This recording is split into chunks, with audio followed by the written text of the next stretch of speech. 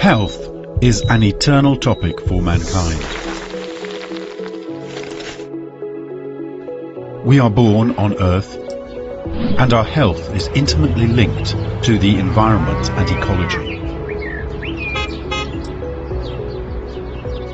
The environment is the basis for human survival and development, and every subtle change in the environment will eventually have an impact on biodiversity, ecosystem, and our health. Exploring how the environment and ecology affect our health in the past, present, and future is the mission of Eco-Environment&Health. Eco-Environment&Health is a journal initiated by prestigious scientists with a strong editorial board including multidisciplinary scientists from all over the world. With the support from EEH, you will have a better publication experience. EEH has its own offices of publishing, language, design and broadcasting. The experts will accompany you like an harmonious band and spare no effort to sublimate your valuable scientific research into a magnificent and impactful masterpiece. We have a dedicated center for decision making that deeply integrates informatics, ecology and environmental science. It explores global research hotspots, predicts discipline trends, monitors the influence and dissemination of publications, and supports the journal's smart decision making. Upon receiving your submission, our assistant editors will contact you immediately and keep you informed of the manuscript status throughout the entire process. The 14-day rapid peer review will make the publication of your research one step ahead. Your distinguished work is worthy of being known worldwide. We will promote your research globally in a three-dimensional manner through various social media platforms. In addition, the open access fee will be waived for the first 3 years, making your research easier to be read and cited by your peers. We continue to explore and innovate the service strategy of the journal. EEH leads ecology and environment to a healthy future.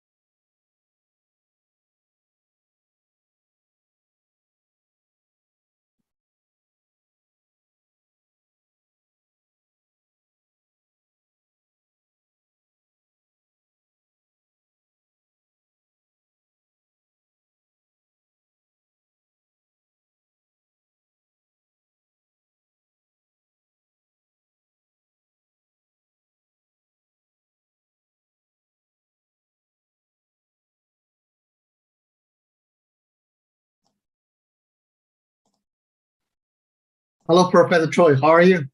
Hello, can you hear me? Yes, no problem. So this is kind of weekly event, weekly seminar. Every week you invite the new speaker? Yeah. Oh, okay. Yes. Yeah, actually, every week we normally invite 2, but like recently, maybe only 1. Okay, I see. Yeah. I think we started this since May, so it's still quite some time. Thank you for your support. Oh, well, thank you for inviting me here. Sure. Okay. Let's see. Yeah, it's time to start. So first of all, I would like to give brief introduction of Professor Wang Yung Choi. Professor Choi received his bachelor degree from Seoul National University in 1988, and his PhD from Caltech in 1996. Then he worked at NASA Jet Propulsion Laboratory from 1996 to 1998 as a postdoc.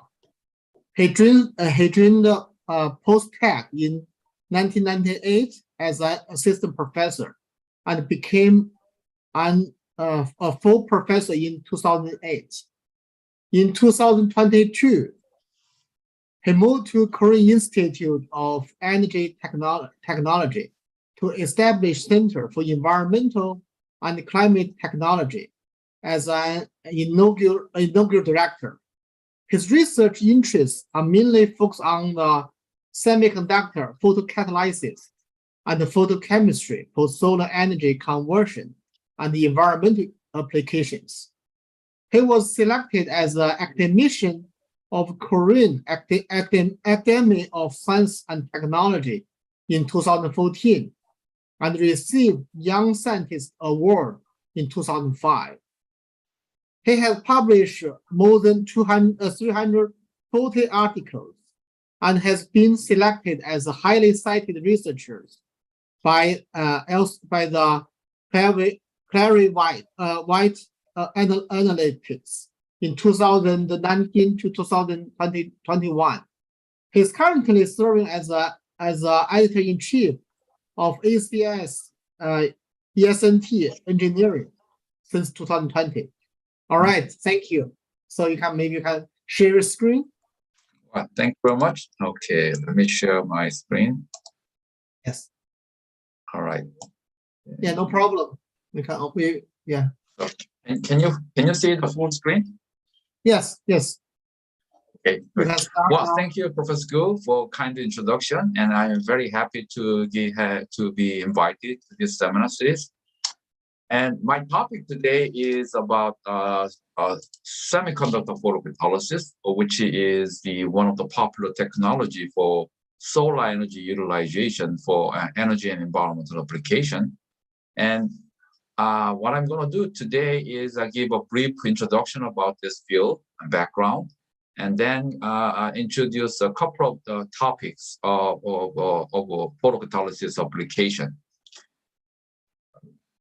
And I used to be at postdoc, but recently, this year, I moved to new university, Korea Institute of Energy Technology, which is simply called KenTech, which is located in southeastern part of the Korea, Naju City. All right. So we all know the importance of the solar energy. This is the ultimate energy source that is available everywhere and is abundant, safe, and clean energy sources. I believe this utilization, collection and utilization of sunlight in an efficient way is the essential component of the sustainable development. And solar energy is actually ultimate energy source, and also any kind of the energy sources available on the Earth's surface is actually somehow related with the sunlight. For example, sunlight drives the water cycle, and sunlight also drives the wind flow. As a result, hydroelectric power generation and wind power generation is essentially a transformation of solar energy. And plants actually utilize the sunlight through photosynthesis, and all kind of bioenergy, biomass is actually related with the sunlight power as well. And then fossil fuel, even fossil fuel is actually derived from the biomass.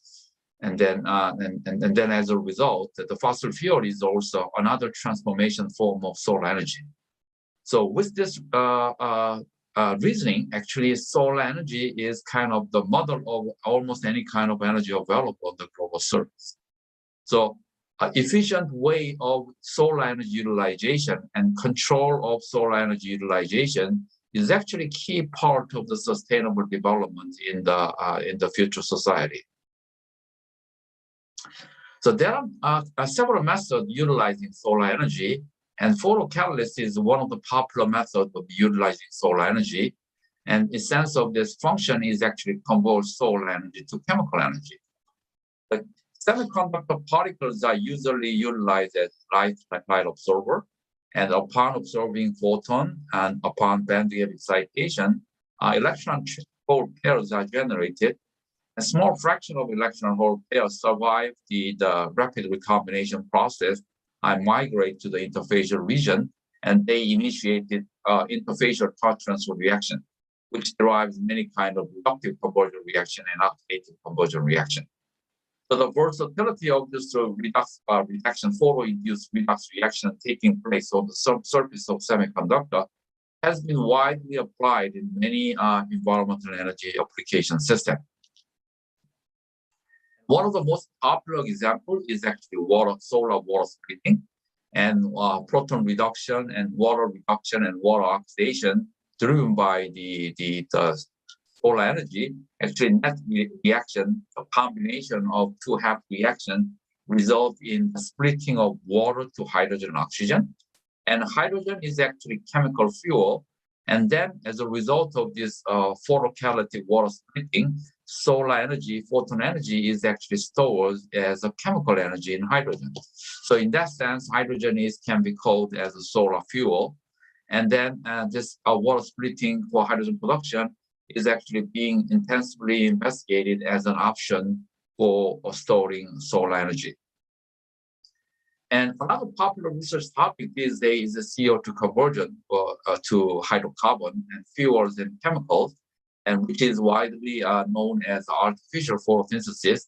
The same photocatalytic redox process oxidize water and reduce CO2 to produce hydrocarbon and oxygen, and that hydrocarbon could be solar fuels or solar chemical depending on its usage. But anyway, this kind of solar fuel, solar chemical production based on the solar energy is one of the essential sustainable way of producing chemicals without the using and depending on the consumption of fossil fuel. And this semiconductor photocatalysis has been also very popular for environmental fields because its ability to remediate polluted water and air. And the basic principle is based on the generation of reactive oxygen species on the irradiated semiconductor surface. So upon the reductive conversion and oxidative conversion, reactive oxygen species like superoxide and hydroxyl can be generated on the semiconductor surface, and they are highly reactive and react with the nearby pollutant, which lead to the mineralization or transformation to less toxic form. And one of the merits of this photocatalysis as an environmental remediation technology is that it enables the generation of this kind of highly reactive radical species under ambient pressure and temperature condition, and without using any chemical oxygen as a precursor.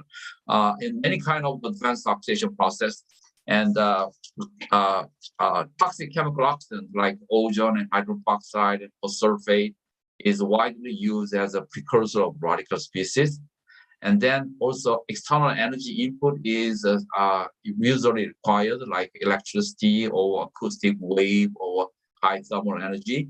But in the case of photocatalysis, only under ambient condition and temperature, without using any chemical oxidant, you can actually in situ generate radical species and accomplish the remediation process under ambient condition without consuming external energy resources.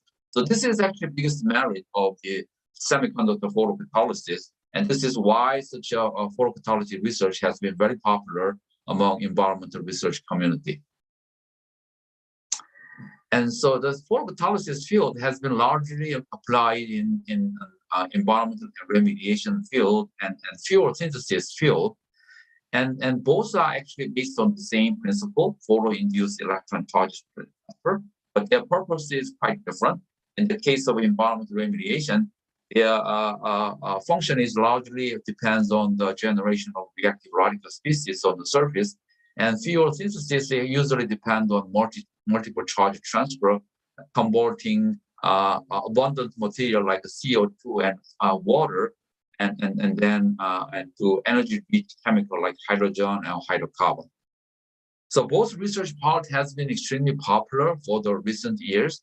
And then today I'm going to introduce one topic on this pollutant remediation part, and the other part on fuel synthesis part as an example. So let me first talk about the aquatic pollutant redox transformation. This is probably the most heavily investigated research topic related in semiconductor photocatalysis. And because the majority of the aquatic pollutant, especially the organic pollutant mineralization, has been very popular for the for the past decades. But today, I'm going to more focus on the reductive transformation, because in the semiconductor photocatalysis, not only hold oxidation power, but reductive power of the reductive power of the electron can be should be equally utilized to make the overall process efficient. So along with the oxidation of all kind of the organic pollutant, this reductive transformation may produce water from water reduction, or may produce hydrogen peroxide from O2 reduction, or may reduce heavy metal to less toxic form, or can remove toxic oxyanions, and then other inorganic pollutant can be reductively converted. So by elaborately coupling this oxidative reaction and reductive conversion, and then you can actually achieve a very useful conversion reaction in a single system. Mainly for oxidative part, organic compound degradation has been applied, and for the reductive part, this oxidative part can be converted with the reductive transformation of a variety of inorganic pollutant conversion. For example, bromate conversion, chromate conversion, nitrate conversion, chlorate conversion, or heavy metal ion reduction. All kind of process can be actually coupled with the oxidative process and to carry out so-called dual-purpose photocatalysis. For example, I mean, the common application of organic degradation induced by photocatalytic oxidation actually can be coupled with the hydrogen evolution on the cathode part. And this is an example of photoelectrochemical system, which contains the TiO2-based photoanode and then a stainless steel-based cathode system. And in the anode system, actually, hydroxyl radical can be efficiently generated, and then organic compound can be mineralized. And at the same time, electron migrate to the cathode surface and reduce water to produce hydrogen. So using this kind of principle, it is possible to remove organic pollutant in water, but at the same time, recover some energy in the form of hydrogen on the cathode part. So this is one example, simple example, how to utilize both electrons and hole wisely to make the overall process more efficient. And this is another example of inorganic pollutant conversion. Actually, ammonia is very difficult to be oxidized, but also very difficult to be reduced as well. But so in this case, it's very difficult to oxidize. So in this case, we try to partially oxidize ammonia to dinitrogen, which is the most non-toxic form of nitrogen. So in this case, using this kind of the titanium nanotube-based photoanode, we actually try to activate bromide to HOBr, bromide to HOBr, and HOBr, in situ generated HOBr actually react with ammonia to dinitrogen. At the same time, on the cathode surface, hydrogen could be evolved. So using this kind of redox coupling, we were able, in the presence of bromide, we were able to remove ammonia completely, and quantitative amount of dinitrogen could be recovered in this photoelectrochemical system. And this overall conversion from ammonia to dinitrogen can be coupled with the hydrogen production on the cathode electrode. Another popular inorganic anion transformation example is denitrification, nitrate removal, because nitrate is also quite recalcitrant or inorganic pollutant. And then transformation, for example, to the dinitrogen is actually one of the heavily investigated chemical redox process. And then biological denitrification process has been traditionally applied in the wastewater treatment process, but they also need organic electron donor. And in the catalytic technology, catalytic denitrification technology has been also developed, but it also needs hydrogen gas as a reducing agent. So it needs the chemical reductant, or also over reduction of nitrate may produce ammonia or nitrite, which are toxic and unwanted byproducts of this conversion. So the ideal approach should be convert nitrate to dinitrogen directly without using any chemical reducing agent, using photocatalytic system. So recently, we developed a photocatalytic system, which is composed of the copper and palladium bimetal and RGO. This ternary composite system were able to convert nitrate directly to dinitrogen without using any chemical reductant. So the synergistic effect of three components was very essential in achieving this solar denitrification process. So this is an example of how the nitrate is actually converted in this ternary photocatalytic system. This is a slurry system. This copper palladium RGO TiO2 nanoparticle is suspended in water, and nitrate was added and irradiated on the solar simulating condition, and then nitrate was removed. And at the same time, actually, only this ternary composite system shows a successful performance for nitrate removal, and other binary component system was not very effective. And in this ternary composite system, nitrate was successfully removed, and quantitative amount of dinitrogen was generated, and nitrite production was minimal. For the nitrite conversion as well, nitrite was completely removed, and then quantitative amount of the dinitrogen was generated. without any chemical reduction. But if you test the other binary component, such activity was not produced. For example, copper alone without palladium and Rg or copper per Rg or TiO2 system, and nitrate was removed, but only quantitatively converted to nitrate. So this is a simple reduction from nitrate to nitrite. And for the nitrite conversion as well, nitrite was removed, but only to convert it to nitrate. So, and the dinitrogen production was negligible in this copper Rg or TiO2 system. What about palladium Rg or TiO2 system? And palladium Rg or TiO2 was not active at all for nitrate removal, and then only shows a partial activity for nitrite removal. And for the without RGO copper palladium bimetallic system, it also shows a partial conversion nitrate to nitrite and nitrite to nitrate. So, and then dinitrogen production was actually negligible in this case.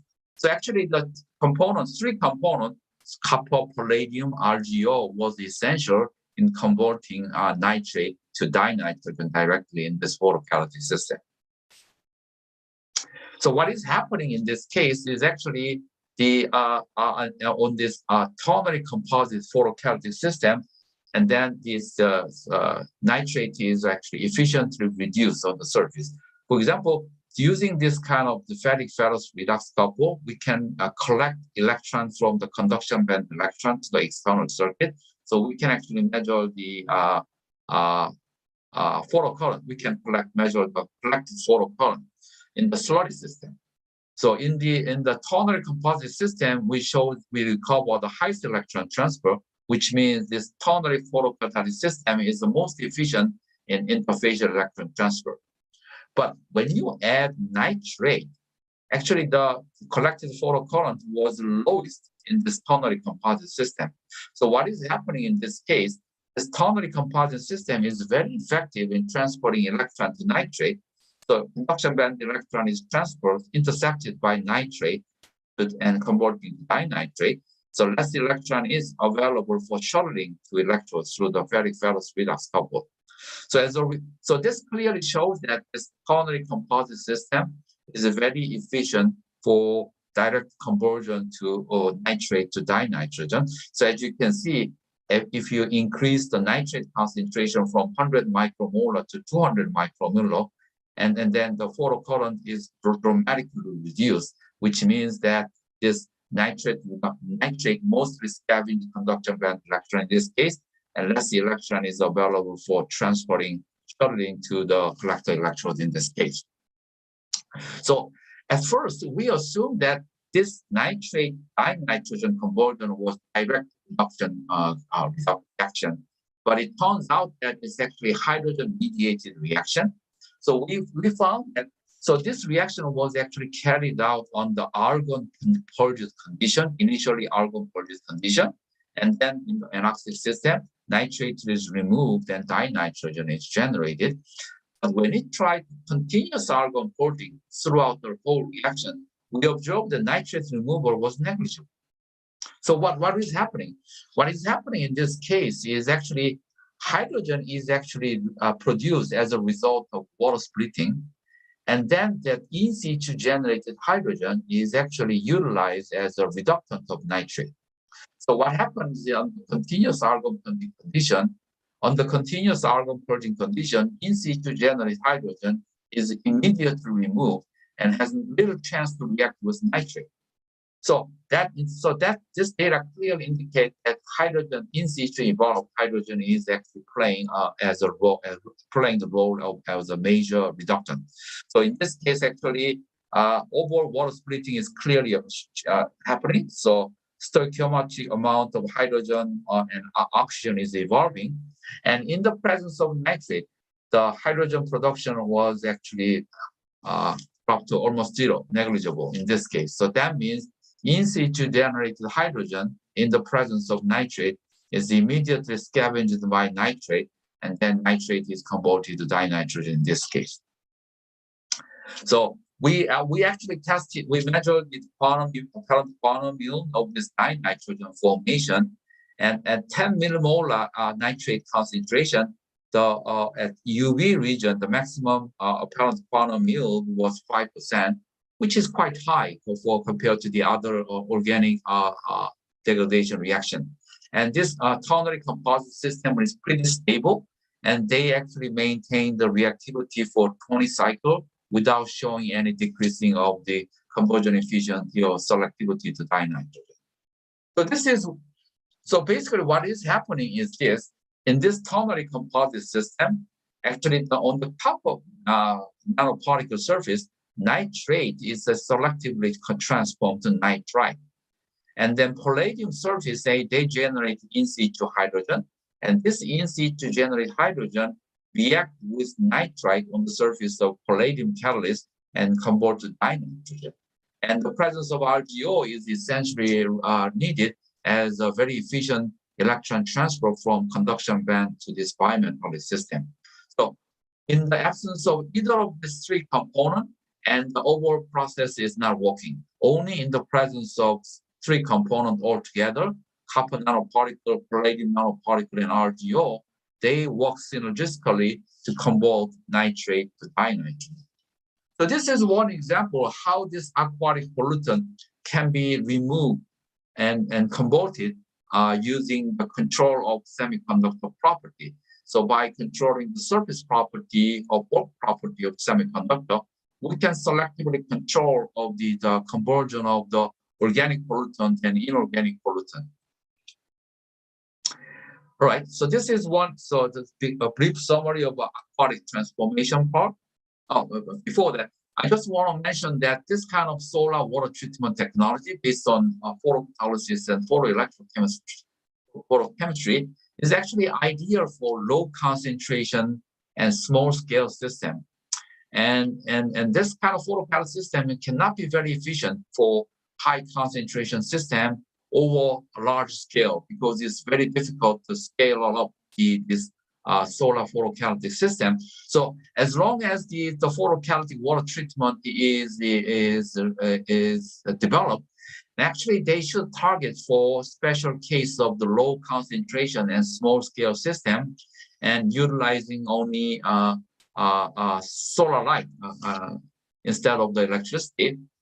And if it can be successfully developed, and this technology can be ideal for self-standing, decentralized water treatment system, and many of the technologies actually are going toward the decentralized system. And based on this,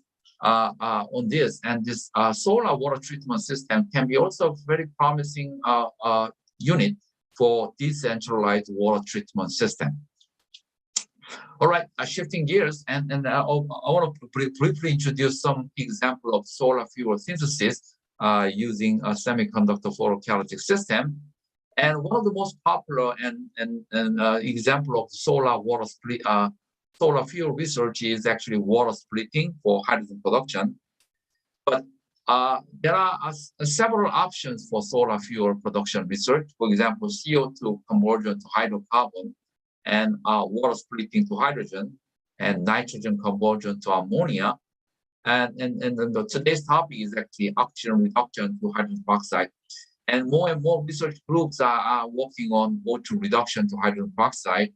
And hydrogen peroxide is actually liquid fuel and can be made from the abundant oxygen molecule available in the environment. And then hydrogen peroxide has a very diverse application area. And industrially, there are huge amount of hydrogen peroxide is produced. And the biggest producer is obviously China. And then this hydrogen peroxide is widely used as a bleaching agent in pulp and paper industry and detergent bleaching and textile industry, and also in environmental engineering water treatment field like Fenton reaction. Hydrogen peroxide is widely used as the water disinfection oxygen. And the current industrial method of hydrogen peroxide depends on the anthraquinone process, which utilize hydrogen gas and oxygen gas, and they recombine, and then hydrogen peroxide is generated. In this process, an anthraquinone is utilized as a catalyst. In this case, palladium noble metal catalyst is needed, organic solvent is needed, and hydrogen gas is needed. and reaction condition is rather high pressure and high temperature. So organic waste, huge amount of organic waste is generated, and hazardous hydrogen gas is needed as a reagent. So the current process is not very environmentally friendly process. And one of the ideal process of hydrogen peroxide process production is, instead of hydrogen, using hydrogen as a reagent, if you can utilize the water and oxygen only as a reagent and produce hydrogen peroxide, it could be the most ideal process for hydrogen peroxide production. So through the sequential reduction of O2 molecule, 2 electron reduction, coupled with the proton transfer, may generate hydrogen peroxide in the absence of any chemical reducing agent. So in terms of energetics, the majority of semiconductor has enough driving force for O2 reduction to hydrogen peroxide. And so it's actually thermodynamically feasible in many cases. So we actually tested TiO2 first a long time ago, many years ago. But TiO2 alone has a very limited activity. So we developed RGO TiO2 composite system. And in the presence of alcohol as a sacrificial reagent, and O2 is reduced hydrogen peroxide in this photocatalytic system. But the problem was the hydrogen peroxide concentration increased initially, but rapidly reached the saturation, and further irradiation did not increase the hydrogen peroxide concentration. This is because of the reverse backward reaction. Once the hydrogen peroxide is decomposed, accumulated in the solution, they decompose back to oxygen on the semiconductor surface. Especially this metal oxide semiconductor has a high surface affinity for hydrogen peroxide, and hydrogen peroxide can be easily decomposed on the semiconductor surface. So we actually looked for alternative semiconductor material which has low surface affinity with hydrogen peroxide. And organic semiconductor photocatalyst carbon nitride was an excellent candidate for this, because carbon nitride has a very low surface affinity with hydrogen peroxide. So we actually developed this modified carbon nitride photocatalyst.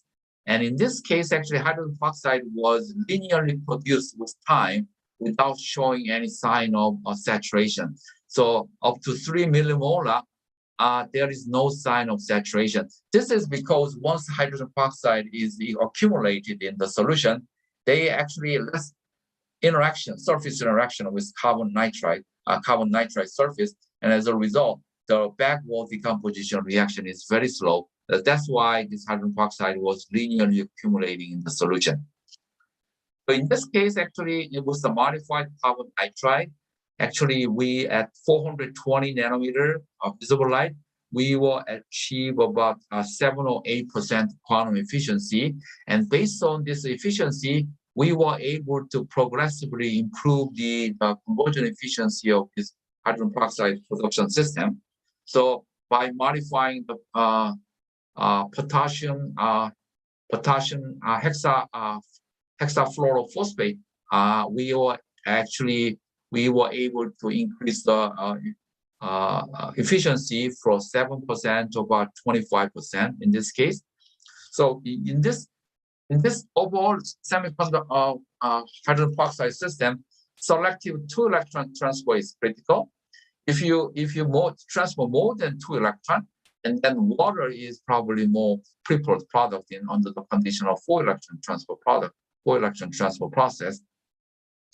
So from the rotating disk electrode measurement, from the so-called KL plot, we can actually measure the number of how many electron has been transferred to the oxygen molecule.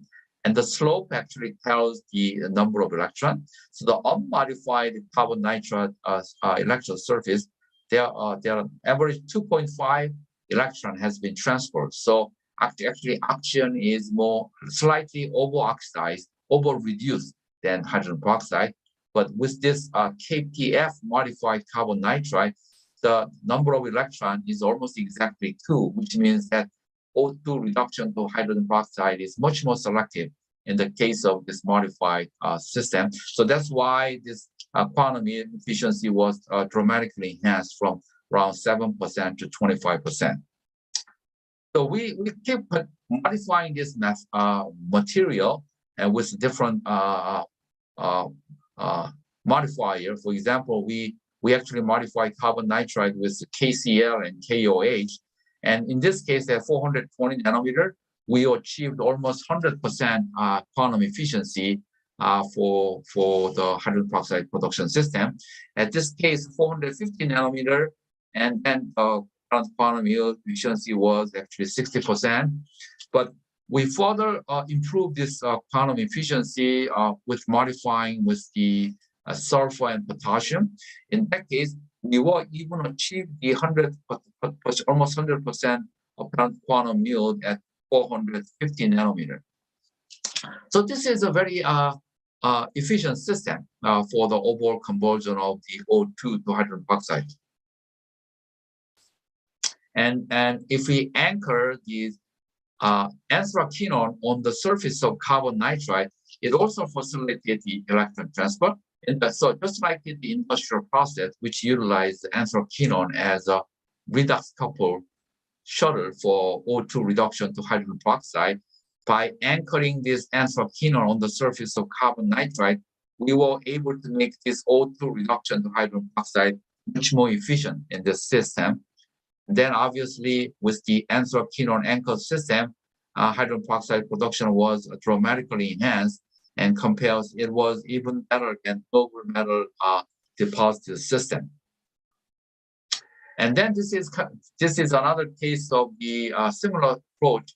In this case, cadmium sulfide was coated with polydopamine, and polydopamine was actually contained this catechol and orthobenzyl group, which is similar to, so this kind of redox couple, redox shuttle is very similar to that of anthraquinone. So by this polydopamine coated cadmium sulfide semiconductor, actually through this redox couple, and O2 can be selectively reduced to hydrogen peroxide, and then this is actually and then hydrogen peroxide was much more efficiently generated on this polydopamine coated system. And obviously, all hydrogen peroxide is originating from the O2 reduction. So in the without the presence of the dissolved oxygen, for example, in nitrogen saturated system, the hydrogen peroxide production was negligible. So all this pointed out that this selective electron transfer is highly depends on the surface property, and interfacial engineering actually can accelerate this overall conversion reaction. And so far, all the reaction system for photocatalytic hydrogen peroxide production is actually sacrificial system. But the ultimate goal is we should utilize water only as an electron donor, not organic electron compound. So we actually tested a different kind of the heteroatom-based organic polymer. So in that case, CNOP means carbon, nitrogen, oxygen, phosphorus is all combined in the organic structure. And this all different kind of organic semiconductor as tested in the organic donor electron donor free system. And we will achieve the hydrogen peroxide system in the without organic electron donor. And CNOP actually shows the highest performance of the hydrogen peroxide production.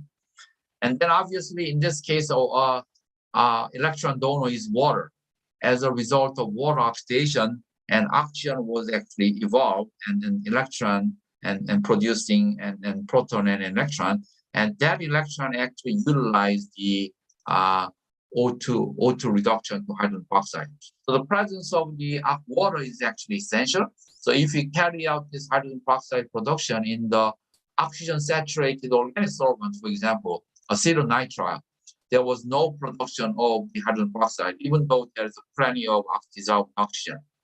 So only in the presence of the water molecule, water serves as an electron donor, and then proton and electron is available, and then hydrogen peroxide was generated. So this tells you that the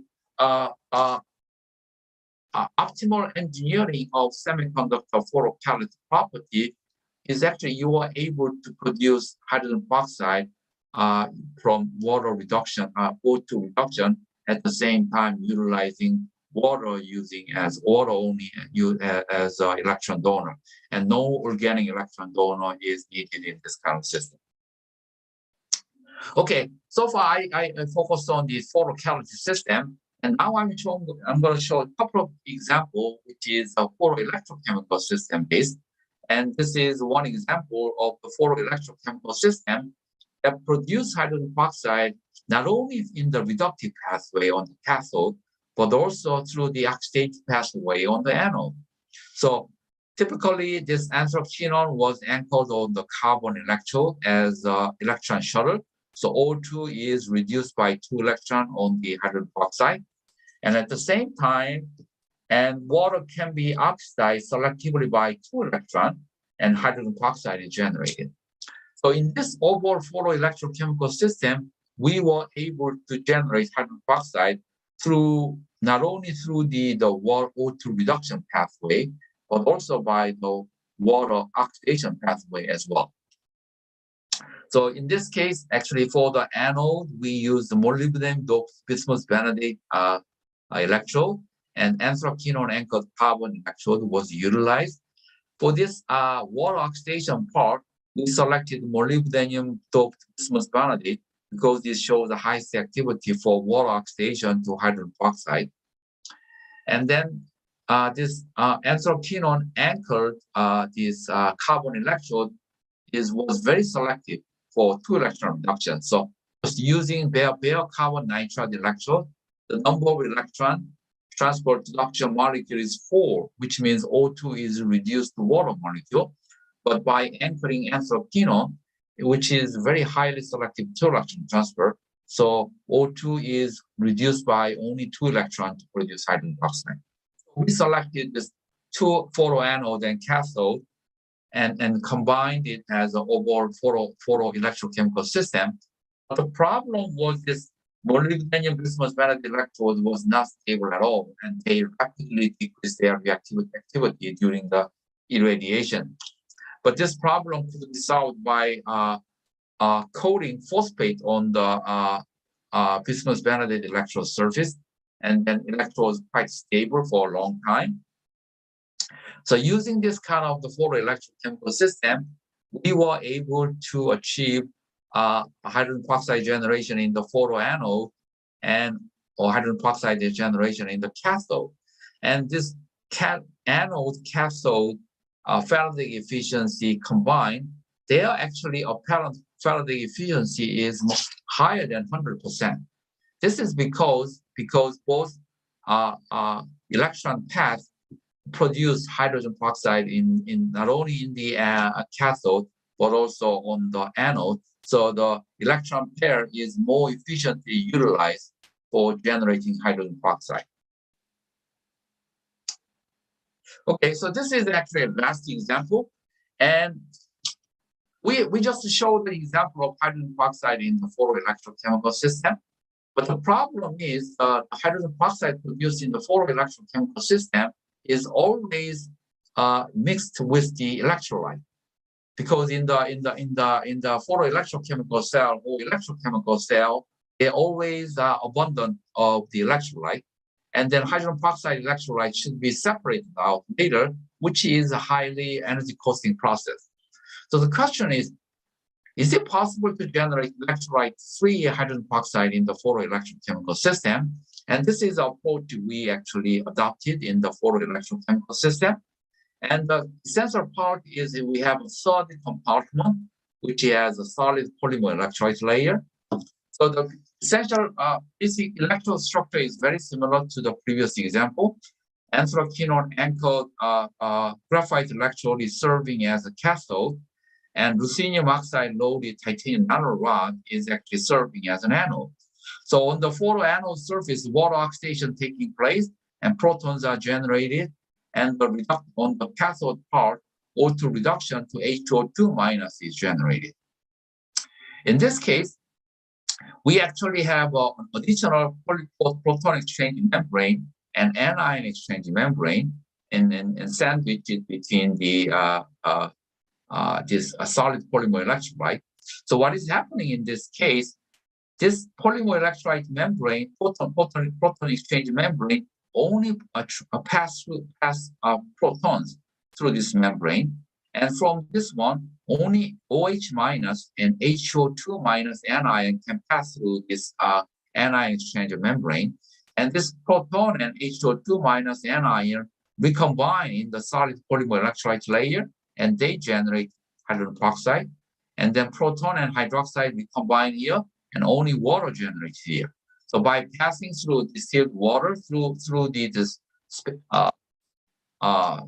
middle layer, actually only pure hydrogen peroxide aqueous solution is actually recovered, and other electrolyte is actually confined within this anode compartment and cathode compartment. So using this kind of strategy design, we were able to generate hydrogen peroxide under continuous flow condition.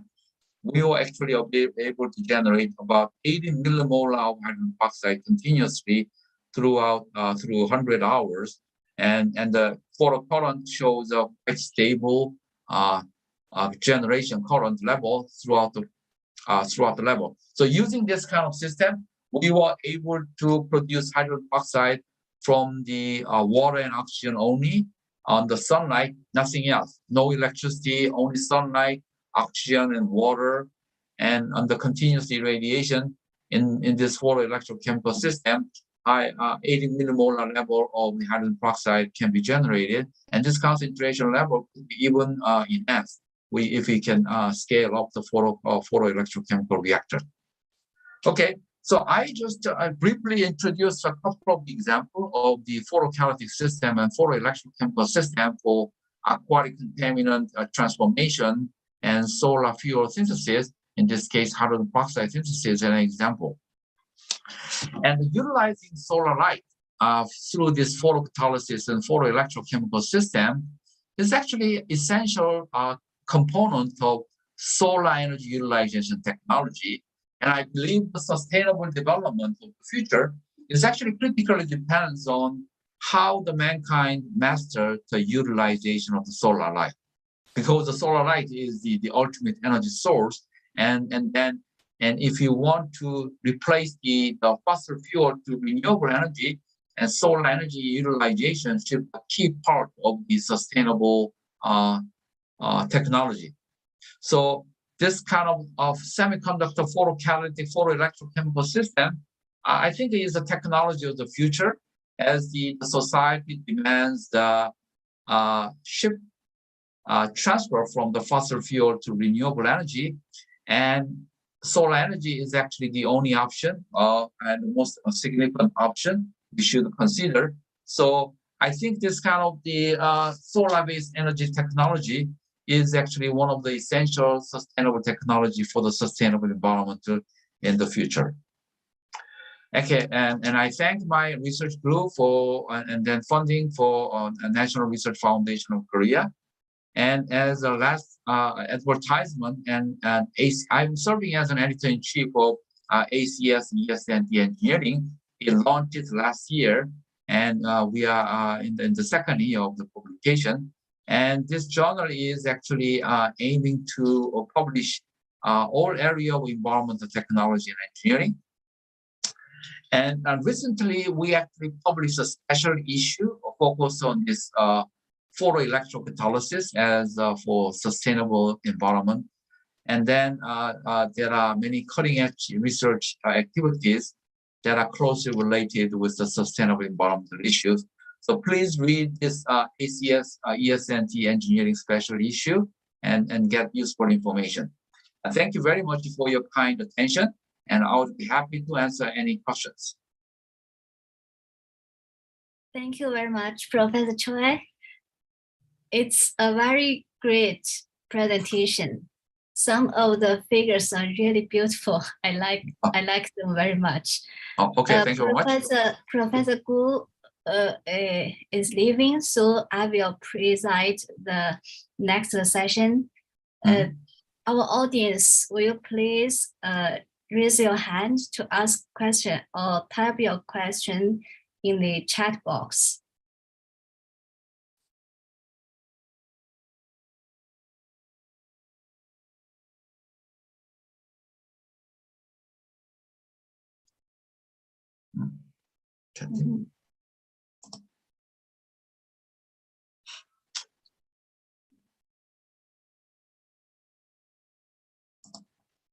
May I ask you a question first? Oh, okay, sure. Right now, in the first part, you give us some example on the photocatalytic denitrification. The nitrate was turned to dinitrogen. There is a hard issue or a challenge in this conversion is sometimes the dinitrogen will further reduced to ammonia. So how could you stop the conversion at the actually, it all depends on the selectivity of the catalytic system. So in this case, actually, we hold on a second. Where is it? Okay. In this case, actually, we were not able to produce any. We did not observe any formation of ammonia. So it only actually stopped at dinitrogen, and the nitrogen balance was almost complete. Yes. So there's almost, you see the nitrogen balance. Yes. It's almost 100%. Only product was dinitrogen and only tiny amount of nitrite is generated, but they eventually gone. So as long as you control the catalytic activity of the co-catalytic system, and in this system, actually, further reduction to ammonia is prohibited. But if some catalyst, co-catalyst, which is a high catalytic activity to ammonia production, and that could be problematic. So this is this copper palladium system is actually a unique combination to maximize the dinitrogen formation.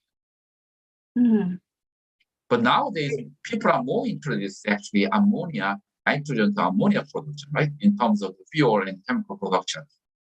So that's a whole different story. So if you are targeting for example, nitrate reduction to ammonia, for example, in this case, we are targeting for nitrate to dinitrogen conversion. But if your goal is nitrate to ammonia conversion, then we have to look for different co-catalysts, which has unique selectivity for ammonia production in this case. Yeah, what will be the crucial mechanism to control the reaction? Stop it at dinitrogen or let it go to ammonia? So I think in this case, hold on a second, let me see. Okay. So in this case, for example, this nitrogen recombination process should be inhibited in this case, right? So in that case, actually, palladium catalyst is actually facilitating this nitrogen recombination reaction on the palladium surface. Yeah. But in that case, we should not use palladium in this case, because in the presence of palladium, this nitrogen recombination reaction is favored. So we should use another co-catalyst that further reduce nitrite to ammonium directly. That could be another catalytic metal. I have no idea what, but I mean, there should be already some candidate metals reported in the electrocatalytic system, because there are a lot of work available in the electrocatalytic conversion. So there should be some catalytic metal which is highly active for nitrite or nitrate conversion to ammonia directly. Great. I have another question. Right now, you compared the method for the production of hydrogen peroxide with the anthraquinone method, and also the photocatalytic production of hydrogen oxide. Yes.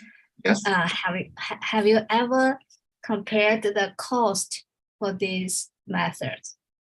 No, not at this moment, actually. At this moment is only very fundamental level. So we didn't calculate the cost of the process. But overall, the material need is there is no expensive material. We do not use any noble metal in this case. We do not use any rare element in the overall material. And so I think in terms of the overall cost analysis, material cost should not be that expensive. Mm. Well, will that be an answer? Yeah, sometimes in the other photochemical processes, we will use the figure of merit, such as EEO, to evaluate the cost. Is there I see. is there any parameter to evaluate the performance of photocatalysis? Is it okay to use EEO to evaluate? EEO, I know, Ah, okay. Yeah, but probably I should consider the concept in the evaluation of the cost, actually. Thank you very much. Let's see our audience.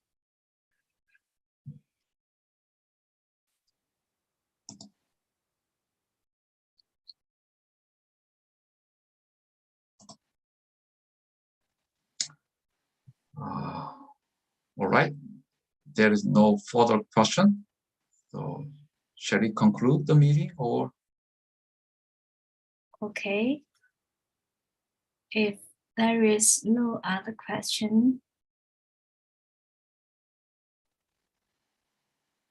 let's thank Professor Choi once more time. Thank you very much for the great presentation. Okay, thank you very much. Yeah, thank you very much for attending my lecture. Thank you. Bye. Bye.